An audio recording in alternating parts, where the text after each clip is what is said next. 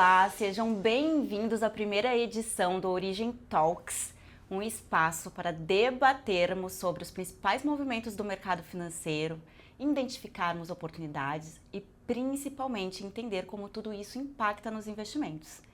E hoje estou na companhia do Felipe Cunha, gestor e estrategista aqui na Origem, e com uma convidada muito especial, Daiane Hausen, psicóloga, mentora, palestrante, especialista em traumas e neuroeconomia, que vai abrilhantar essa conversa de hoje com seu conhecimento para falarmos sobre um assunto do momento que está trazendo muita volatilidade no mercado, desde o início de abril, né, Felipe?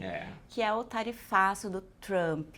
Mas a gente não vai falar simplesmente de termos técnicos, mas vamos falar também sobre comportamento, como essa volatilidade impacta no comportamento do investidor. Então, quero agradecer, Daiane, pela sua presença, por ter aceitado de prontidão esse convite.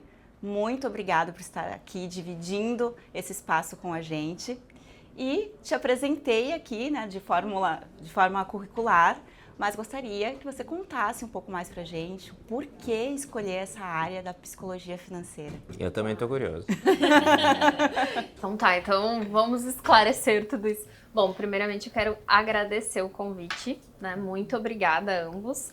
É um prazer estar aqui e a gente ter esse espaço para discutir comportamento financeiro, né? Porque muito se fala aí sobre o investimento, sobre a oscilação da bolsa, sobre o mercado financeiro, sobre a instabilidade, e muitas vezes não é colocado em perspectiva o quanto a pecinha principal que está ali tomando decisões, ela vai influenciar muito mais do que os números somente no mercado. Então, falar sobre comportamento financeiro, sobre o que envolve essas decisões é realmente muito importante e se torna um baita diferencial, até mesmo do ponto de vista institucional. Então, bom, eu sou psicóloga, o que me levou, né, a trabalhar com neuroeconomia e me especializar? Então, eu já venho dessa trajetória da academia, então passei muitos anos pesquisando sobre o cérebro, sobre cognição. Fui fazer o meu mestrado na medicina e aí eu já vinha namorando muito a neurociência, mas muito voltada para o trauma. E aí em 2022 veio a oportunidade de eu trabalhar em parceria com a Me Poupe, sendo mentora das turmas da jornada. E aí foi onde de fato eu comecei a me encontrar dentro da psicologia financeira, que é uma área muito nova aqui no Brasil, então não existem muitos profissionais. E aí eu entendi que dava para fazer toda essa conversa da psicologia, da neurociência e como tudo isso vai afetar as nossas decisões. Porque enquanto eu estava lá no lugar de professora, me chamava muito a atenção que as dúvidas, as demandas, os questionamentos, as dificuldades, eles em grande parte não era o conteúdo, mas era o que estava por trás. Como a pessoa se relacionava com o dinheiro, o que ela tinha aprendido da vida dela ao longo da história familiar, como tinha sido estabelecida essa relação, e isso impactava diretamente nas decisões. E aí eu comecei a cada vez mais entrar dentro dessa área e estudar as finanças comportamentais e me apaixonei. Então hoje eu ensino sobre isso, eu trabalho com isso, e o meu grande objetivo é realmente mudar a relação das pessoas com o dinheiro, porque é a base. Então não tem como falar de saúde mental sem falar de dinheiro, porque afinal o nosso médico, o nosso plano de saúde, o nosso psicólogo, tudo isso tem o quê? Custos. Exato. Né? Então o dinheiro ele tá a todo momento presente na nossa vida. Perfeito. Eu disse que ela era muito especial e é verdade. Mas antes da gente entrar nos vieses comportamentais e como isso impacta nas nossas decisões de investimento, vou pedir para o Felipe trazer atualizações sobre o mercado, né, nas últimas semanas, o que tem acontecido, o porquê de tanta volatilidade e também falar sobre oportunidades, né, porque é um momento de oportunidade. É um momento de oportunidade, né?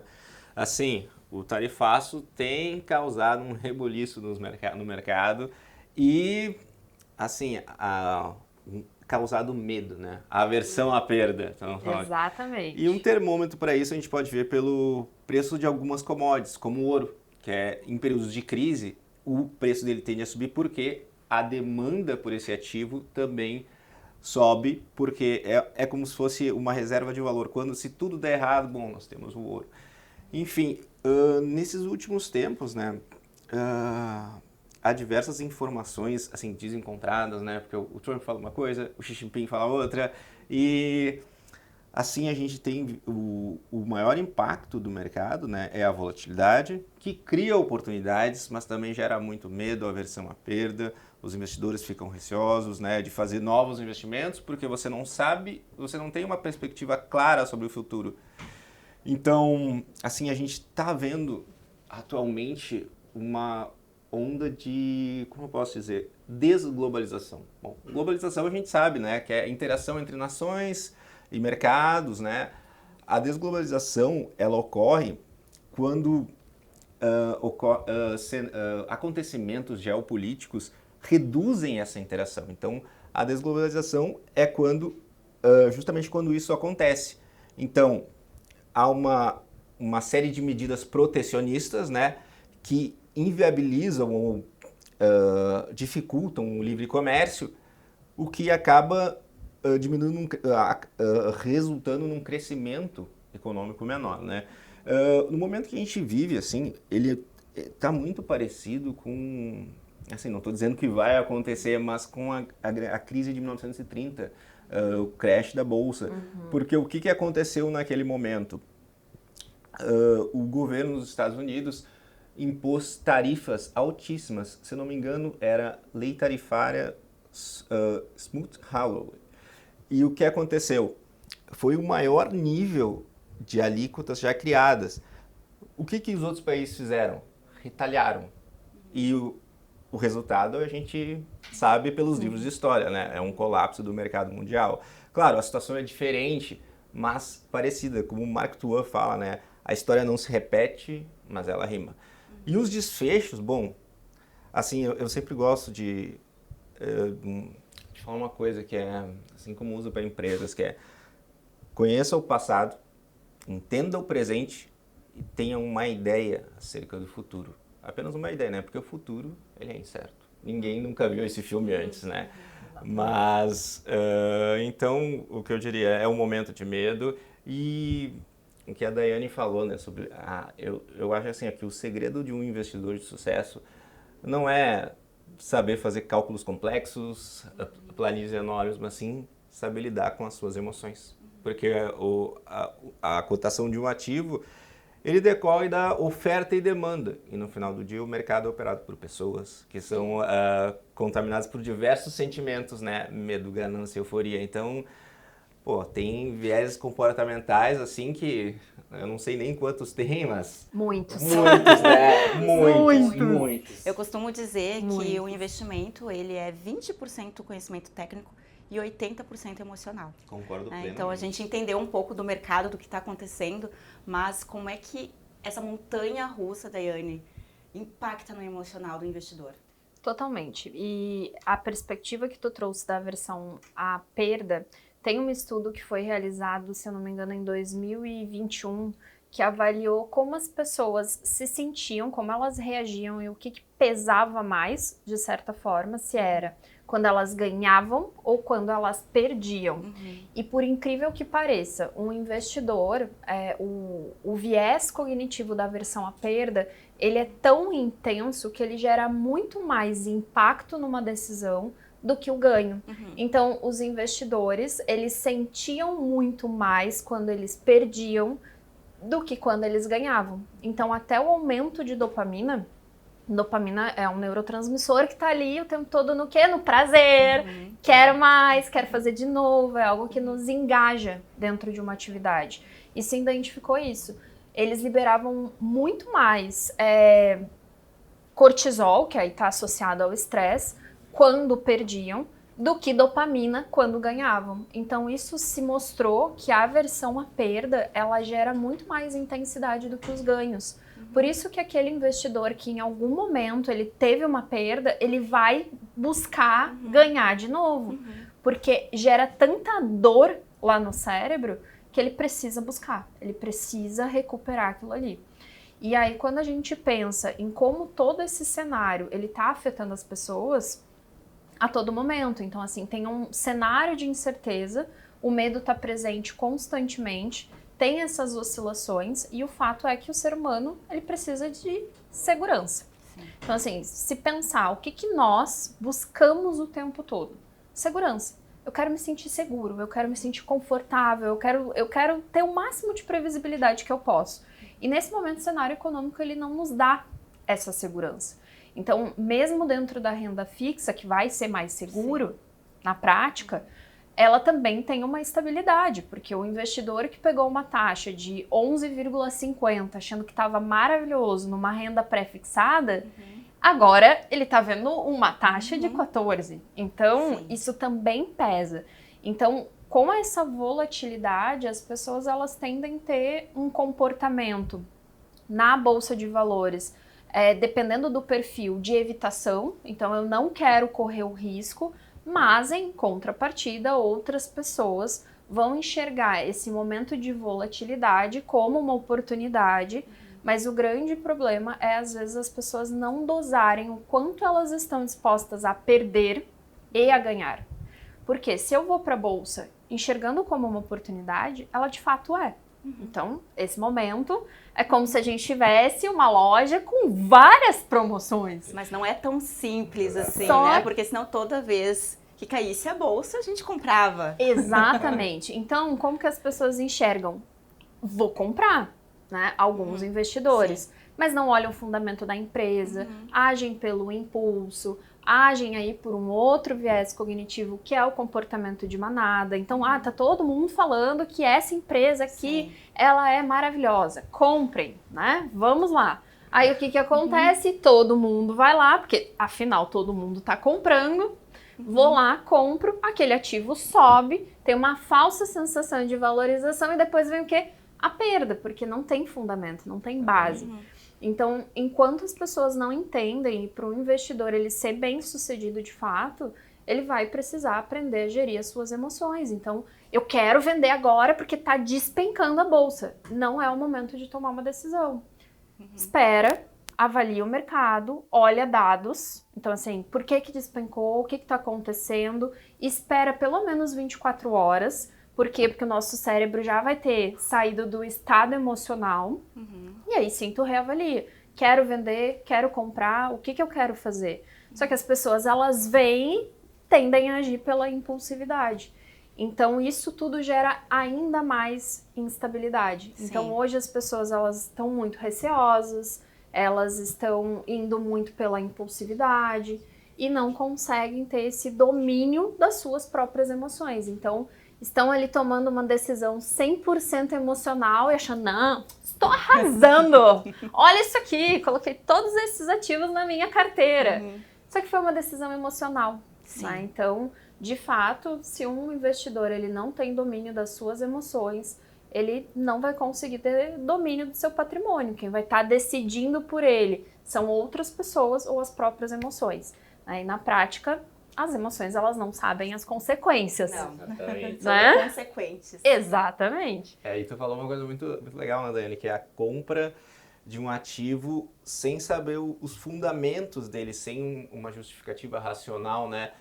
Daí, claro que gera medo, porque qual é o que gera o medo, né? É o desconhecido, né? Então, se você tem uma ausência do que está por trás de um ativo, qual é o racional, qualquer oscilação no preço, é desconhecido, vai gerar medo, né? Então, e daí acontece, eu acho que vale citar o Warren Buffett, né? Que o mercado acionário ele é um dispositivo de transferência de riqueza dos pacientes, dos pacientes para, não, dos impacientes para os pacientes. Então, é isso e o medo, né? O medo, ele motiva a gente, e a aversão à perda, né? Que dói muito mais, não importa se eu ganhei 10 mil reais, agora se eu perdi esses 2 mil reais são muito mais sentidos do que aqueles 10 mil de ganho, né? Então, Exatamente, porque aí entra a questão fisiológica mesmo. Quando a gente perde alguma coisa, quando a gente tem essa noção de perda, e aí a gente pode também até distanciar um pouco dos investimentos pensando de uma forma mais ampla. Por que dói tanto um término de relacionamento? Por que dói tanto uma mudança? Porque o nosso cérebro entende dor emocional A área ativada é a mesma da dor física.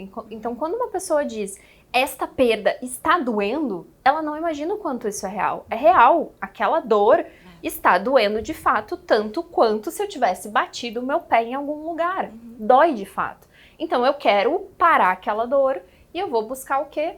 Uma ação que vai ser pouco efetiva. Então, por isso que um dos vieses que mais gera estrago de fato na vida de um investidor, claro, tem outros que também impactam muito, mas o viés da perda, ele é muito importante. Então, a gente, enquanto investidor, tem que ter essa consciência. Tá, perdi.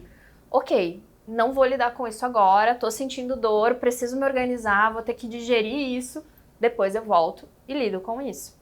E a perda não só de, né, você investiu 100, agora você tem 50.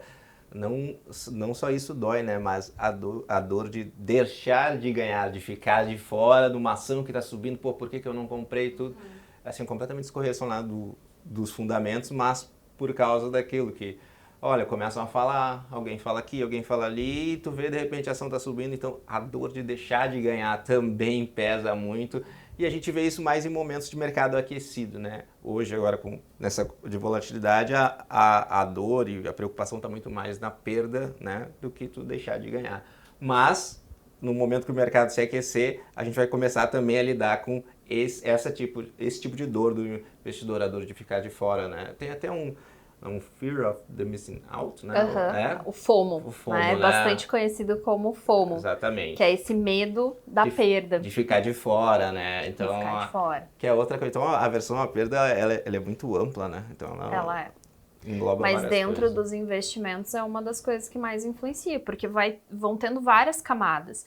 E o fato é que o medo, a emoção medo, ela vai ter respostas muito claras. Quais são essas respostas? Elas são padronizadas para situações da vida, para todos nós. Todos nós vamos experimentar estes efeitos, que são, a primeira coisa, sentir medo, a primeira coisa que eu vou querer fazer é fugir. Então, a minha primeira resposta vai ser a fuga, que é o quê? Eu vou sair desse investimento, por que eu fui entrar nesse negócio de investimento, por que eu fui fazer isso, eu quero sair. Você congela, né? Eu tenho muitos investidores que eles congelam e não conseguem tomar uma decisão, por isso é tão importante ter um profissional qualificado, que você tenha uma relação de confiança, porque o profissional ele não vai acertar sempre, até porque se ele acertasse sempre, ele não estaria provavelmente, né, atuando ali como assessor, mas ele não vai ter esse viés emocional. Exatamente, porque não é ele que está perdendo. Então, o primeiro efeito que um investidor ou que qualquer situação na nossa vida vai nos gerar quando nós sentimos medo é essa fuga, essa evitação. Não conseguir fugir, eu vou ter que lutar. Essa é a segunda resposta.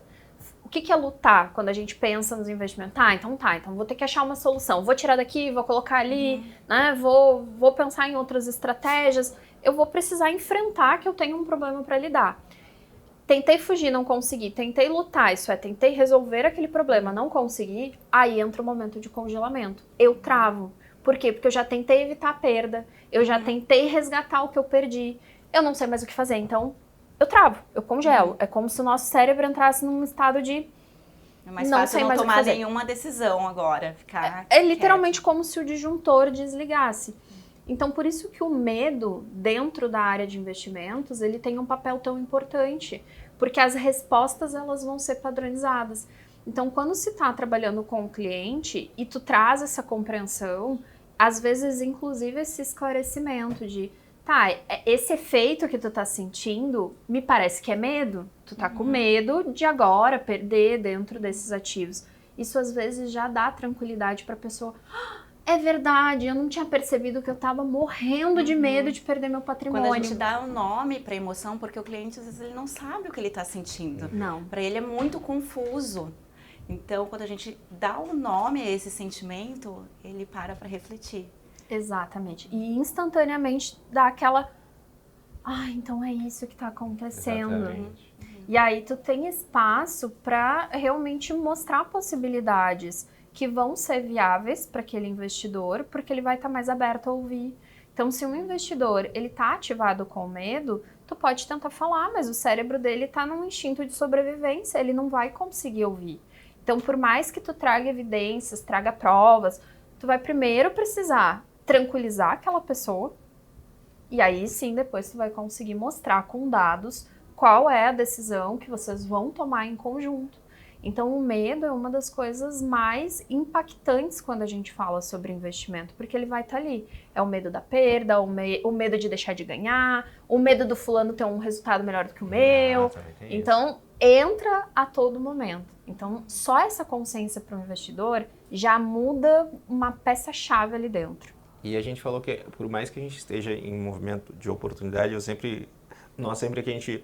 por mais que a bolsa está muito barata, mas tudo depende do perfil do cliente, né? Porque eu sempre brinco, olha, tem que passar no teste do travesseiro. Se você consegue dormir tranquilo com aquele ativo, né? Ou com a alocação estratégica, aquele tipo de alocação estratégica, tudo bem. Mas ainda que seja uma baita oportunidade, mas não está enquadrado no perfil, o cliente vai se sentir desconfortável, não vai passar no teste de travesseiro, então, é melhor não colocar. Exato. Não, a gente tem outras opções, porque há várias opções, há muitas estratégias, né, para proteger o patrimônio e gerar um ganho que não necessariamente você tenha que incorrer em um risco de volatilidade assim muito grande. Então, tudo depende de perfil, né? Porque se não passar no teste de travesseiro, esquece, porque vai gerar dor de cabeça. É tão importante a gente conhecer o nosso cliente. A gente acabou de falar aqui que muitas vezes o cliente ele não conhece as suas emoções.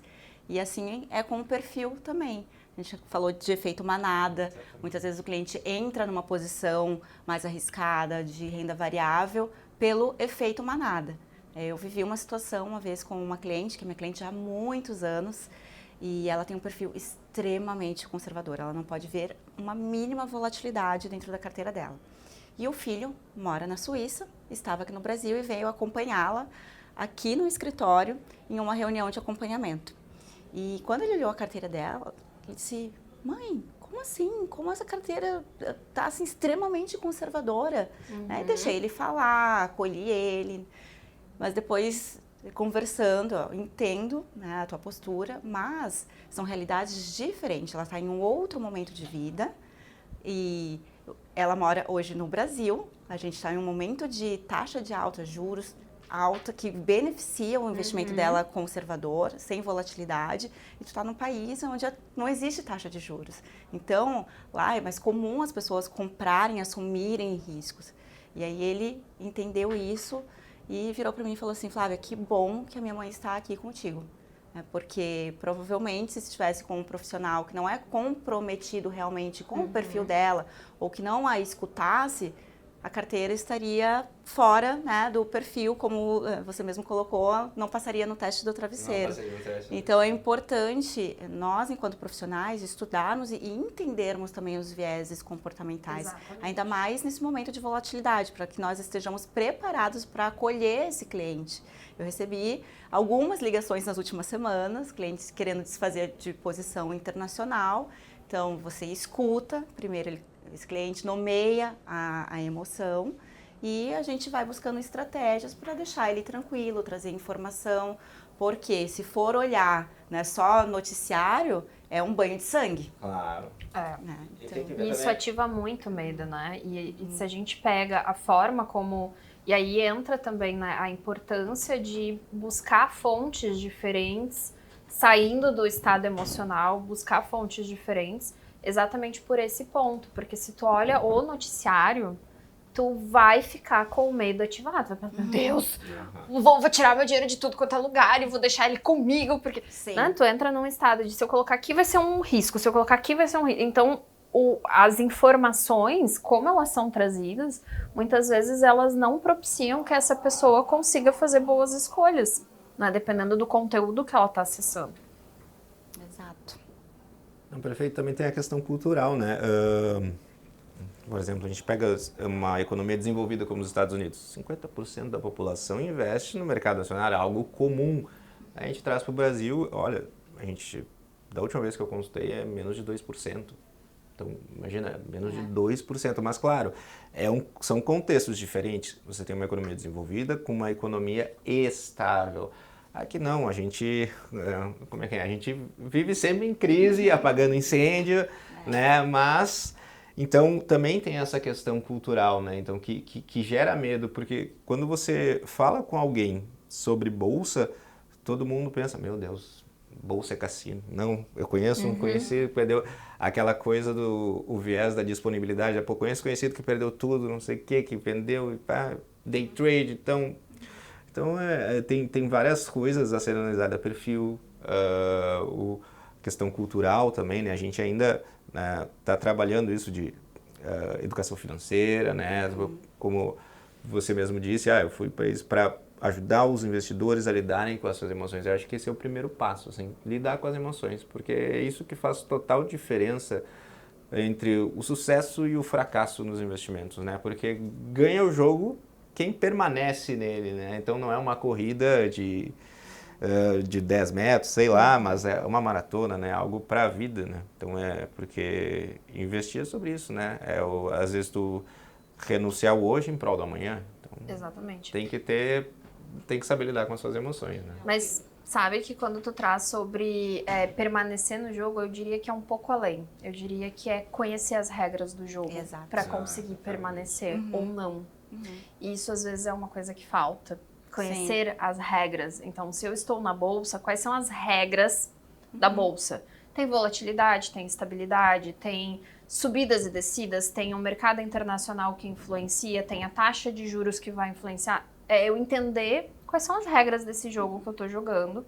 E claro que do ponto de vista cultural, além de ser muito novo, pensando aí nos últimos 10 anos, o conceito de educação financeira, a gente também tem a acessibilidade. Hoje é muito acessível em decorrência da tecnologia e também hoje a gente ainda carrega uma marca histórica de todas as quebras e alterações de moeda que o Brasil viveu. Então, o Brasil é um país que é um adolescente aí, quando a gente pensa na força da moeda, e a gente viveu um trauma coletivo em termos de cultura, que foi o confisco da poupança. Não tem como não trazer isso em perspectiva. Então, até hoje, tu ouve as pessoas falando, né? Ah, não, mas aí eu vou colocar o meu dinheiro no tesouro direto, é do governo, e se me pegam? E se pegam tudo? Real. É real, porque aconteceu, né? E não aconteceu há tantos anos. Aconteceu há um tempo relativamente curto. Então, do ponto de vista cultural, e o que tu trouxe antes sobre conhecer o passado, entender o presente para conseguir projetar o futuro, é muito importante. A gente precisa entender, né? E conectando aí o medo com essa história, o confisco da poupança foi algo que fez a população brasileira sangrar muito quando a gente pensa em termos de investimento. Então, é um lugar que tu precisa reestruturar, reestabelecer a confiança dentro do processo, dentro das regras, dentro das leis, né? E isso é todo um trabalho que ainda vai levar um tempo para que culturalmente a gente consiga entender esse papel. E uma outra coisa que pesa muito é a clareza de por que eu estou investindo. Então, muito investidor se perde dentro desse processo porque se torna um acumulador de patrimônio. Sim. Então, assim, nossa, mas tá, e tu tá investindo por quê? Não sei, eu quero ter dinheiro. Tá, mas pra quê? Ah, não sei, me disseram que era importante. Só que isso não sustenta a médio e longo prazo. Por quê? Se eu estou investindo porque eu quero, sei lá, fazer uma viagem, eu quero me aposentar com tranquilidade, eu quero pagar a faculdade dos meus filhos, eu não vou tirar o dinheiro dali em qualquer circunstância do mercado ou em qualquer situação adversa. Por quê? Eu não vou tirar o dinheiro, eu vou tirar a faculdade do meu filho, eu vou tirar a minha aposentadoria. Sim. Agora, se eu não tenho metas, se eu não tenho clareza do porquê eu estou fazendo isso, eu vou errar no prazo do investimento. Então, eu estou muito mais suscetível a essa instabilidade que é do mercado e a instabilidade que eu construí dentro da minha vida, não tendo clareza do porquê que eu estou fazendo. Perfeito. Tu trouxe um ponto, né, chave, que é entender a regra do jogo de fato. É alinhar as expectativas com o cliente. Porque muitas vezes eu estou falando A, o cliente está entendendo B. Eu vejo muito isso em relação a prazos. Eu falo longo prazo, o cliente muitas vezes para ele, o longo prazo é 1 ano. E não é assim que funciona. Então, muitas vezes a gente tem que voltar para o básico, tem que entender que a gente vem de uma cultura que não ensina educação financeira. Hoje tem sim muito material acessível, né? Depois que a gente tem aí acesso à internet, YouTube, mas ainda é muito confuso para quem não tem uma base. E muitas vezes pode gerar mais confusão se você não souber, né, não tiver um direcionamento por onde começar, né, e ter uma trilha, do que de fato ajudar. Exatamente. Porque tem muito conteúdo hoje que é tendencioso. E aí entra o viés da confirmação. Exatamente. Também. O viés da confirmação e, novamente, o comportamento de manada. Então, todo mundo tá falando lá no canal tal, que é da Bolsa de Valores e que eu vou ganhar muito dinheiro, muito rápido. Então, eu vou lá ver aquele canal, né? Então, eu vou pelo fluxo das pessoas. E o viés de confirmação, ele é uma coisa que pega muito os investidores, principalmente na renda variável, porque nós temos os nossos queridinhos. Nós temos a nossa menina dos olhos dourados, que a gente olha e pensa, eu tenho um carinho por esta empresa. Sim. Ela tá lá que nem... eu não vendo, já escutei muito isso. Ela tá lá que nem o Titanic afundando. Sim. E a pessoa tá, não, eu vou continuar tocando violino. E eu até vou falar uma aqui, que foi um case para muitos investidores, que foi Magazine Luiza. Ah, sim. Nossa. Eu nunca vi fundamento naquilo, sinceramente. Exatamente. E tem uma coisa, para me proteger de mim mesmo, que como é que se chama o termo? Murder your darlings, né? Matar suas queridas. Sempre quando eu tenho uma tese de investimento, a primeira coisa que eu faço é atacar ela de todas as formas, assim, sendo assim, cruel comigo mesmo, porque tem também o efeito dotação, né? Do que a gente cria é muito mais, ou o que a gente descobre no investidor, descobriu ação tal, lendo uma notícia e tá. E às vezes ele fica apegado àquilo porque ele escolheu, sabe? Não é ele acompanha. Então é efeito dotação. Então, murder your darlings. Então, mate suas queridas, né? Comece assim, ó, sempre se questionando, assim, atacando. Eu acho que, por exemplo, a teoria da evolução de Charles Darwin, ela foi feita com base nisso. Sempre ele chegava, depois de fazer as anotações, tudo, atacava todas as suas principais ideias para tentar refutá-las, né? Então, acho que a gente sempre tem que achar formas, às vezes, de lidar com... se proteger de si mesmo, né? Exatamente. E dos viéses comportamentais, né? E o viés de confirmação, ele tende a ser isso. Eu gosto dessa empresa, então eu já vou tendenciosamente a buscar coisas que confirmem aquilo que eu já acredito. Então eu não vou ler a notícia. E se eu ler uma notícia que contraria, não, mas isso aí é porque eles não gostam. Isso aí é manipulação da mídia. Isso aí tá errado. Com certeza eles têm algum interesse por trás. Pode ser que isso seja real? Pode, mas tu já leu outros lugares? Uau. Então o viés de confirmação, a pessoa ela tá ali. Eu já acredito que eu gosto de água com gás. Eu não vou testar água sem gás, eu não vou testar água saborizada, porque eu já tenho certeza, então eu vou buscar o quê? O que eu já conheço, o que eu já acredito. E isso é muito nocivo para os investimentos, porque se eu acredito que a empresa X, ela vai se recuperar, eu não vou olhar para os dados da empresa, eu não vou olhar para o balanço, eu não vou olhar para o fundamento, eu não vou olhar para como que foi o histórico de evolução, como que estava lá o balancete da empresa no último relatório. Eu não olho. Não, mas ela vai se recuperar. Baseado no quê? No meu amor. Não tem base. No desejo. No que eu já Na acredito. minha afirmação. Vou afirmar todos os dias que ela vai voltar. Mas é interessante, porque nós, seres humanos, de fato, tem um estudo que eu acho que ilustra muito o quanto não é só uma questão só emocional, mas sim também o quanto a gente vai tendo abertura ou não. Teve um estudo que eles testaram com as pessoas, o quanto elas mantinham a opinião delas quando elas afirmavam ter certeza de alguma coisa. Então era um estudo que caíam bolinhas e eles perguntavam para as pessoas se essa bolinha que caía, ela caía mais para a direita ou mais para a esquerda. As pessoas respondiam. Na prática, a primeira vez que caía a bolinha, não caía nem para um lado nem para o outro, ela caía mais no meio.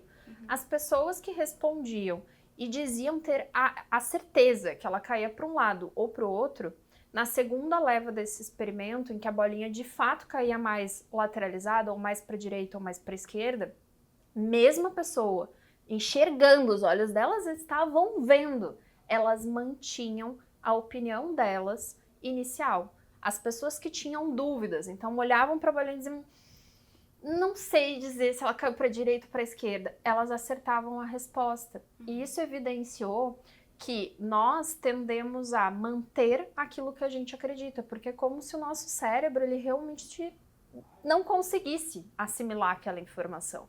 Então a gente fica tão preso àquilo ali que não consegue ver outro caminho, mesmo que esteja ali, tu tem evidência.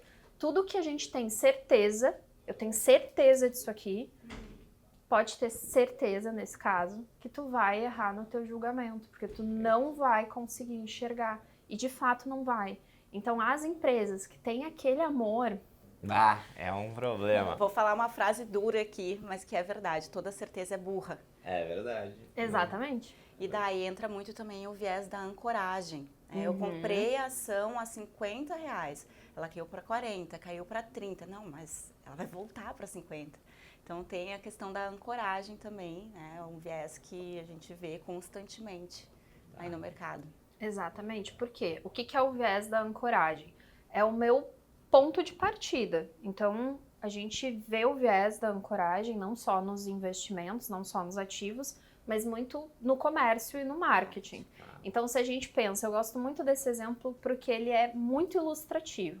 Se tu vai passear no shopping e tu tá passando pela loja, pode ter certeza absoluta que a peça que tá na vitrine é a mais cara da loja.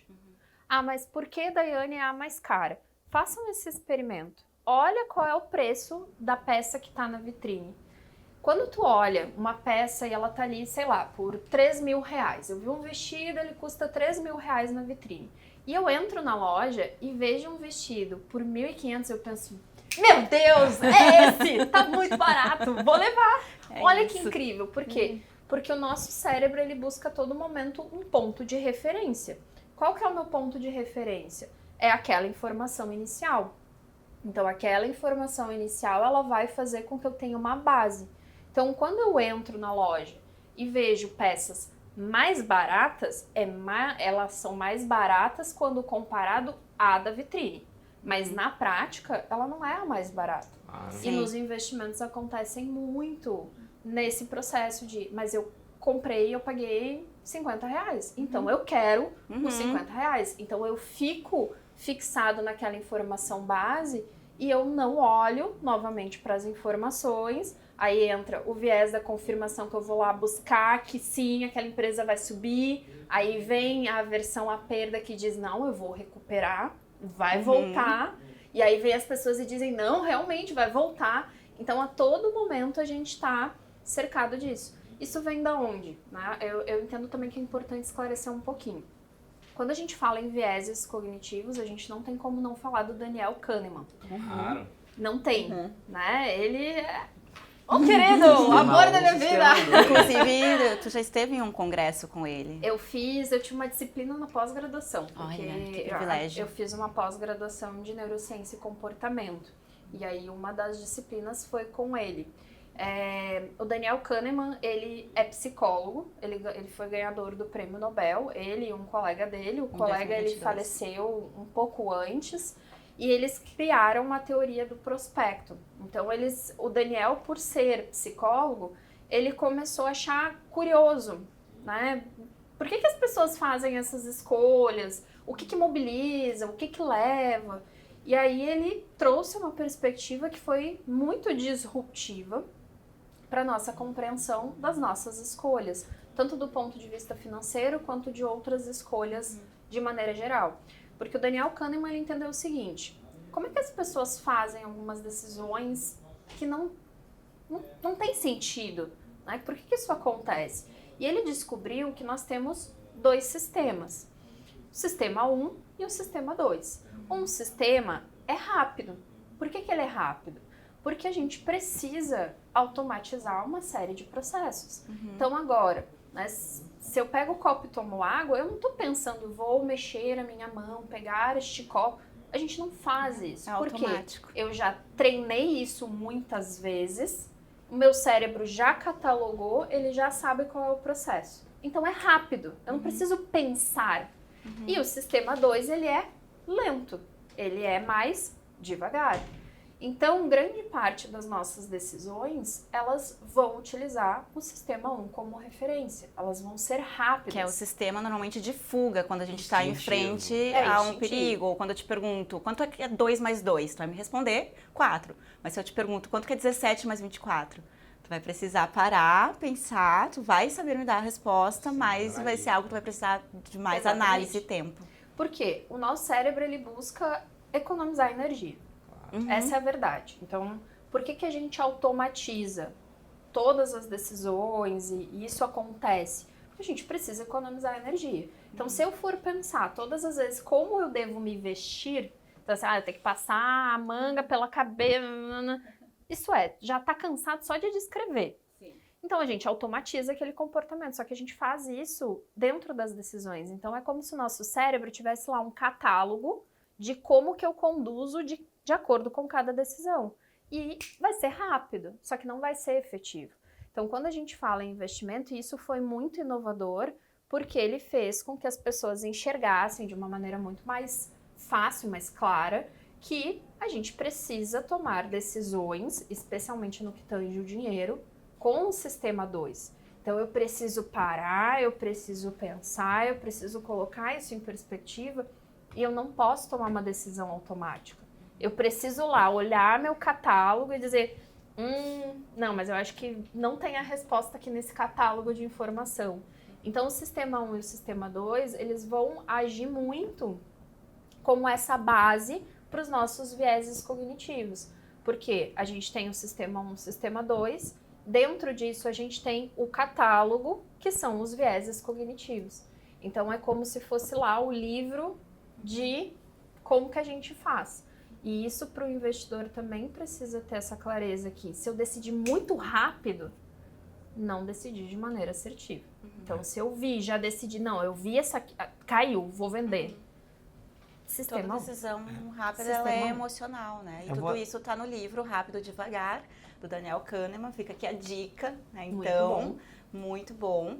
E vou pedir para vocês trazerem dicas de outros livros, né, que a gente tem no mercado que fala sobre viéses comportamentais, que é importante para todo investidor ler. Eu costumo recomendar muitos livros para meus clientes.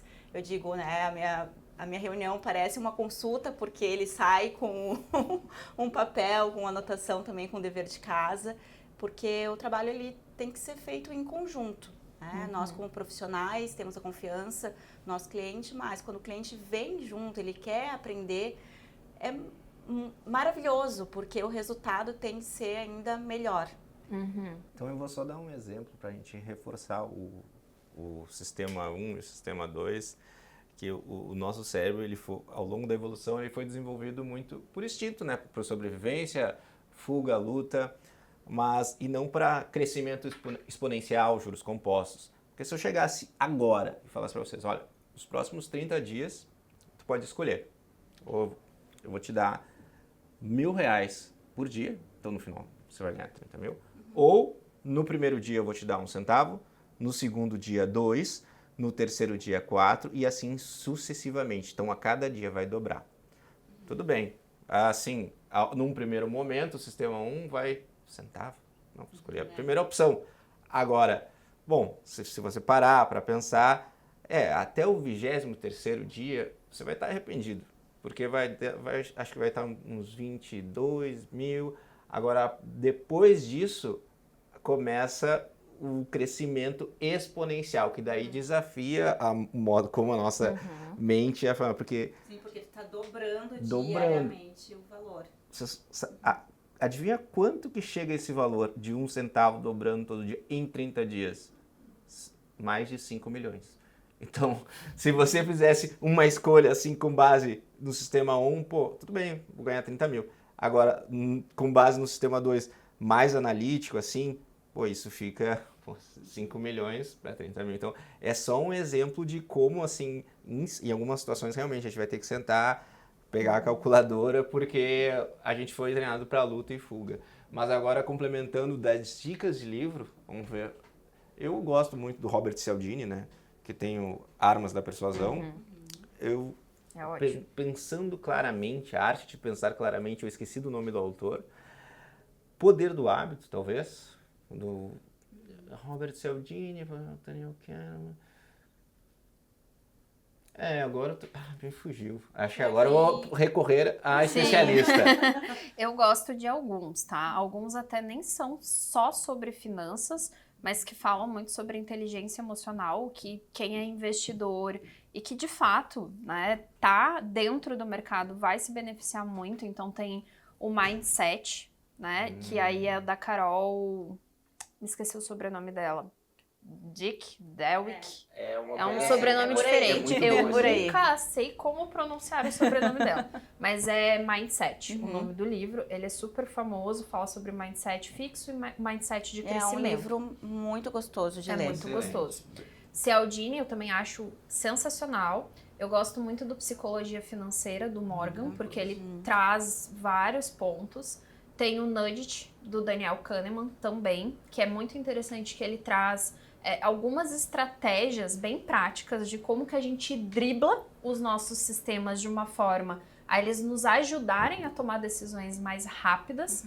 E eu gosto muito do Gustavo Cerbasi, né? Sim. Porque assim, ele foi um dos pioneiros, então quando a gente pensa na quantidade de tempo que ele tem no mercado, ele tem muitos livros, então ele fala, tem o Adeus Aposentadoria, tem o Finanças para Casais, que é super legal para quem debate isso dentro do relacionamento. Eu sou suspeita, eu amo os livros da Natália, que eu acho que, assim, para quem tá começando, são um livros ótimo caminho. Sensacionais, são livros que vão colocar a mão na massa e vão ser simples, vão ser divertidos, vão ser gostosos. Então, os livros da Me Poupe, super recomendo de olhos fechados. Que mais? Eu vou complementar aqui com a lógica do cisne negro e antifrágil do Nassim Taleb, também é sensacional. Homo Sapiens também é um livro muito bom para quem investe. E tem mais um que é A Mente Acima do Dinheiro. A Mente Acima do Dinheiro fala muito sobre tomada de decisão e escolhas financeiras. Então é bem legal também para entender até que ponto vai a nossa racionalidade. Para quem já gosta de livros que tenham uma pegada da neurociência, tem O Erro de Descartes, que é do Antônio Damasio. Ele já é um livro que é um pouquinho antigo, é de 99, tem seus aninhos já, mas ele é sensacional porque ele fala muito sobre a perspectiva de razão e emoção, que não existe essa divisão. Então, ele quebra bastante essa perspectiva e tem mais um de alta performance, que também ele é muito legal, que aí eu vou ver o nome e já digo. Tenho ele na minha lista de favoritos. Tem várias dicas aí, então não tem desculpa para não começar, né, a entender um pouco mais sobre psicologia financeira.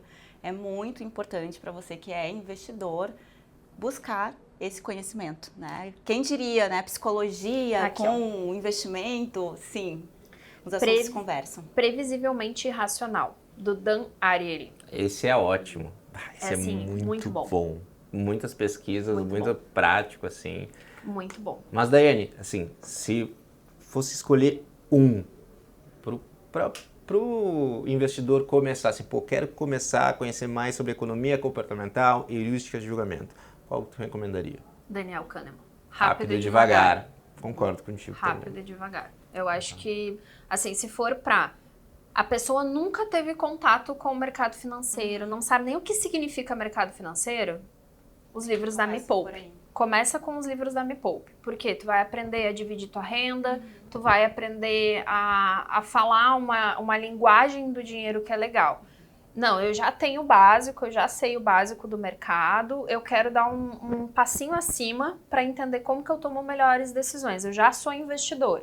Rápido e Devagar, do Daniel Kahneman. Então, eu acho que tem essas duas perspectivas. Para quem está começando do zero, a Me Poupe vai ser um excelente caminho. Para quem já é investidor, usar a Mente Acima do Dinheiro e Daniel Kahneman já vai virar todas as chavinhas dentro da cabeça. E a Psicologia Financeira também é um livro também fácil de ler. Mas para quem já é investidor, não vai brilhar os olhos, porque, por que eu vou estudar psicologia? Né? Aquela história. Agora, se tu falar, como que eu vou tomar decisões melhores com o meu dinheiro? Aí já fica mais interessante. Então, sim, eu gosto muito do Psicologia Financeira, mas não são todos os investidores que vão se sentir interessados ou vão ver fazendo sentido. Daniel Kahneman tem uma aplicabilidade muito Ele simples. é sensacional. Tu vai conseguir aplicar como investidor. E eu brinco que existe a economia antes do Daniel Kahneman e depois, porque ele realmente foi disruptivo no sentido que antes, na economia tradicional, sempre tratavam a pessoa como um ser racional, né? Que ele iria escolher a melhor opção, a melhor relação de risco-retorno sempre, em qualquer situação. E o Daniel Kahneman chegou, pá, e quebrou isso, assim, eu acho muito legal. Tanto que ele ganhou o Prêmio Nobel de Economia, mas ele era um psicólogo. Então, Exatamente. a importância da psicologia, da mentalidade nos investimentos, né? Então, o Rápido e Devagar, eu acho que assim, ó, é uma obra essencial para qualquer um, não só investidores, né? Para empresários, empreendedores, para qualquer pessoa, né? Exatamente. Pra vida. E de fato, realmente, ele gerou esse efeito na teoria da economia. Ele gerou, realmente existe É o pai da economia comportamental. antes e depois, porque antes se falava em economia.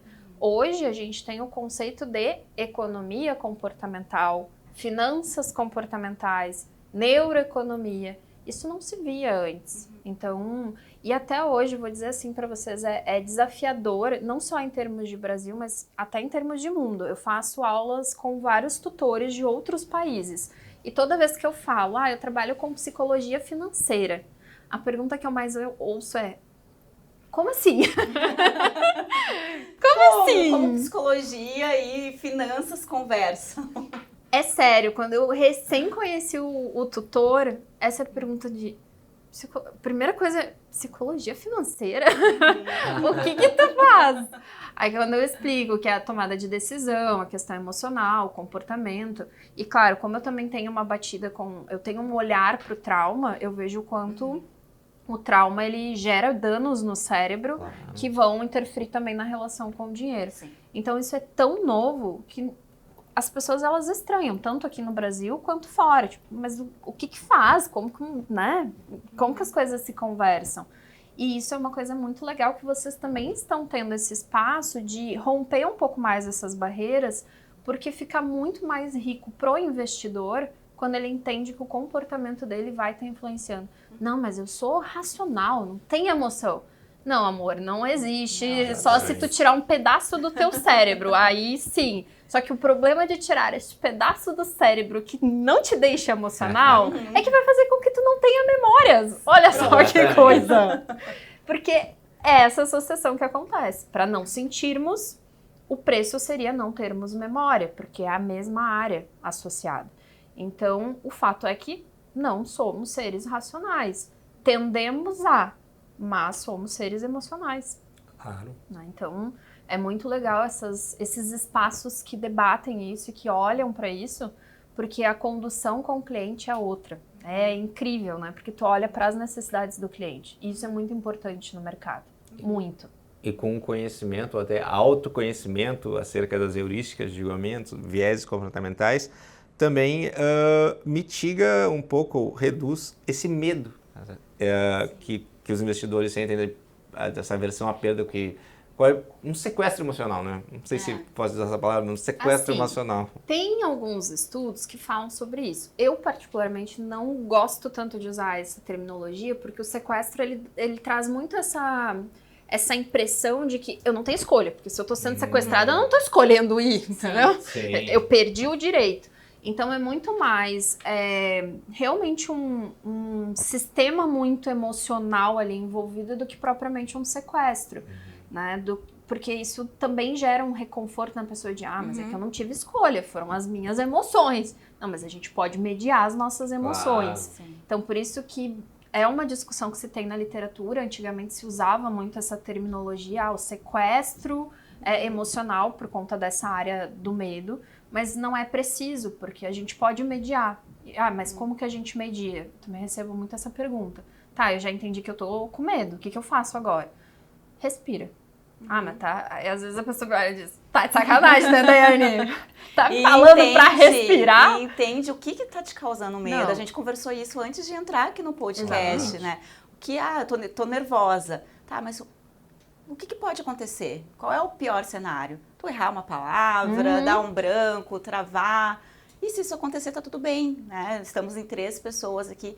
Então, o investidor, muitas vezes, ele chega de forma irracional no momento de volatilidade, né, por um efeito manada, quero sair dessa posição, tô vendo que tá caindo cada dia mais, só que ele não identifica a razão do medo, que é algo irracional. Então, nós, enquanto profissionais, temos a missão, né, de tranquilizá-lo, de trazer informação para ele e ensinar e educar também. Exatamente. Porque com o conhecimento, como o Felipe bem colocou, o medo ele vai ficando cada vez mais distante.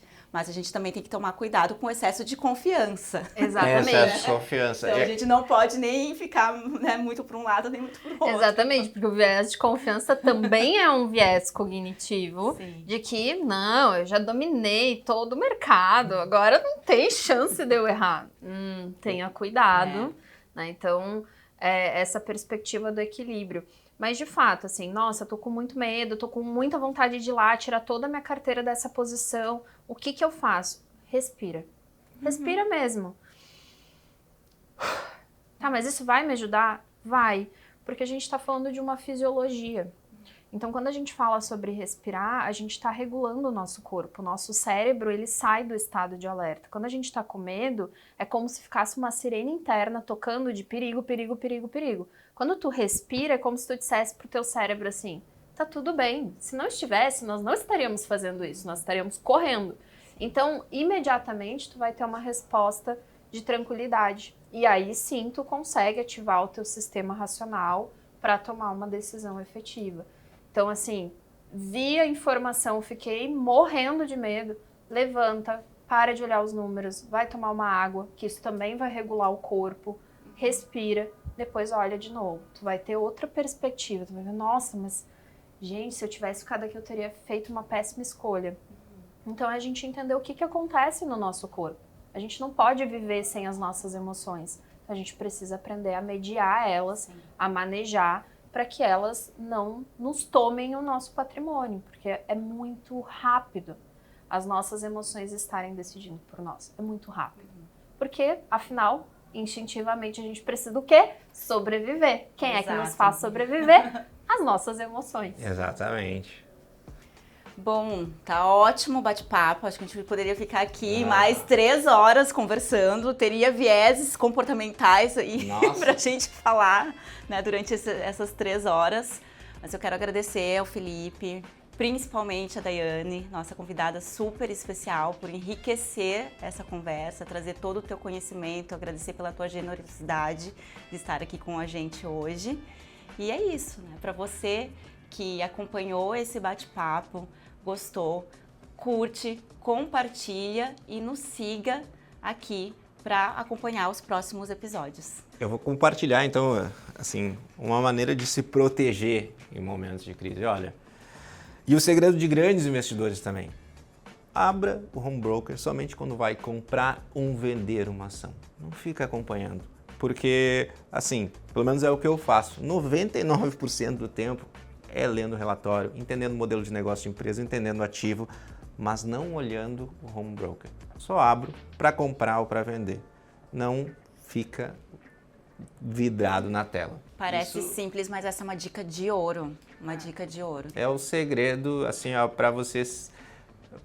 É uma das regras do jogo, não é nem segredo para permanecer, é uma das regras do jogo. Não ficar vidrado, porque a tela, olha, preço é o que está dando na tela, mas o preço nem sempre corresponde ao valor do ativo. Então, às vezes só o longo prazo vai dizer o valor de um ativo. Então, e os fundamentos, obviamente. Então, abra o seu aplicativo, o home broker, somente quando for comprar ou vender. Não fica vidrado, senão, olha, vai pirar, vai acionar o medo, olha, vai... Aí tu tá usando muitas vezes a plataforma de ações como um jogo de sorte. A gente ainda conversou sobre isso, a Daiane ontem, que muitos investidores, e é muito comum escutar isso, acho que é uma das coisas que eu mais escuto. Tem posição em ações? Eu tenho uma parte que eu brinco. Mas investimento não é brincadeira, gente. Não é brincadeira, é o seu patrimônio financeiro, né? A sua aposentadoria, é o seu sonho que está ali. Então, se você costuma dizer essa frase, pare de dizer essa frase imediatamente, leve a sério. Essa dica é uma dica, como eu disse, parece muito simples, mas é uma dica de ouro. Ao invés de tu ficar parado ali acompanhando e nessa montanha russa de emoções, usa esse tempo para estudar o fundamento das empresas, estudar o mercado. E o que agora também é outra dica valiosa para quem trabalha, né, fazendo transações ali como trader, aí a grande sacada para evitar riscos e perdas é estabelecer, antes de entrar na plataforma, quanto que tu tá disposto a ganhar ou perder naquele dia. Porque aí tu já vai colocar ali comandos específicos dentro da própria plataforma que vão te proteger. Então já configura a plataforma para te proteger e não confia tanto assim em si mesmo, porque não é bem por aí. A gente já viu hoje aqui que a emoção ela nos não engana.